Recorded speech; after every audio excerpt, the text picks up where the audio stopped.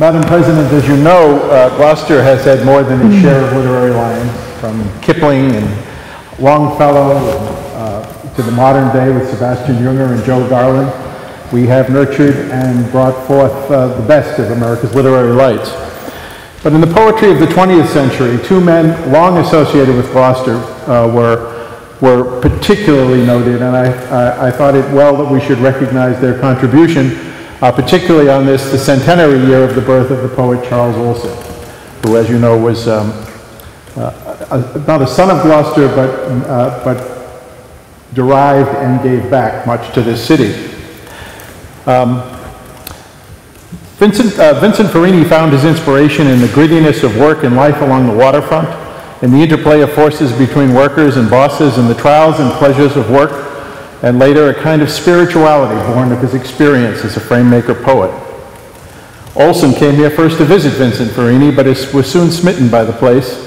In this place, especially in the wild and untamed quarter we call Dogtown, he found a place to pitch his literary tent and to be the Maximus to the world.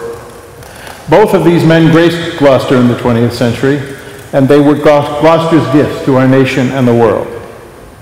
In respect of their great contributions, the mayor has issued the following proclamation, which I shall read and then present to Charles Olson and Henry Ferrini, representing their father and uncle, respectively.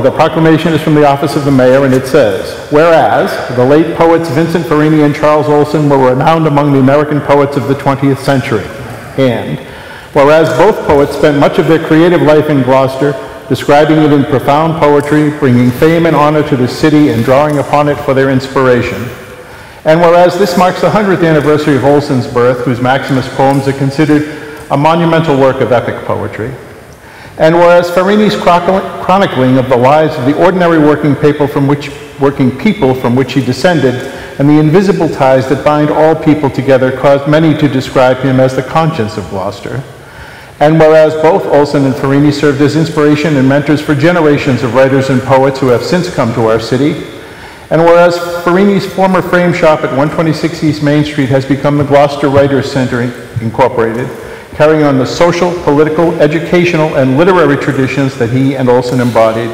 Now, therefore, I, Carolyn A. Kirk, Mayor of the City of Gloucester, do hereby proclaim that Charles Olson and Vincent Ferrini are henceforward to be known as Honorary Poets Laureate of the City of Gloucester, and it's given under the Mayor's seal and signature on the 28th day of September, 2010.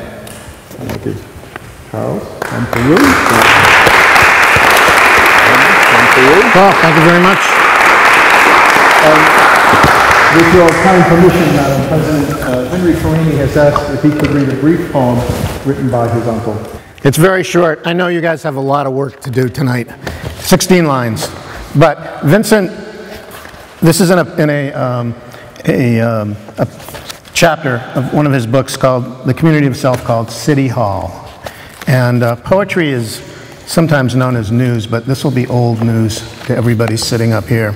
It's called Prologue. Captain Gloucester's at the hospital in the oxygen tent, staring up at conflicting visitors and fatal friends. Hamstrung by pocketbook positions, his breathing is against himself, and the fishes out of water silently wishing him dead. Near sightings omnipresent, yet the clear eyes are pumping him with the blood of a master plan, the protein of vision. This man at the wheels in City Hall, secure on a slippery deck, listening to the song of the fishes and ready for the ocean inside us all. Thank you for honoring Vincent and Charles Olson. It's a great honor. Thank you. I would like to say that, speaking for my father, that I'm sure he would have greatly appreciated this. So, thank you all. Thank you.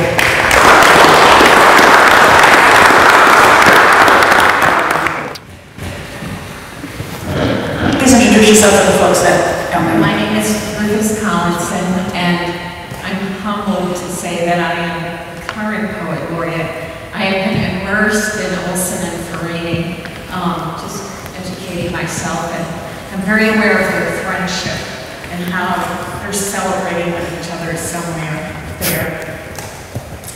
Tonight, we proclaim our gratitude to these two men, Charles and Vincent, who in so many ways brought Gloucester to itself, who each in his own completely smitten way elicited and studied, lifted and explored the beauty and the workings of this place that we so love, and brought to light the poetry that had always been.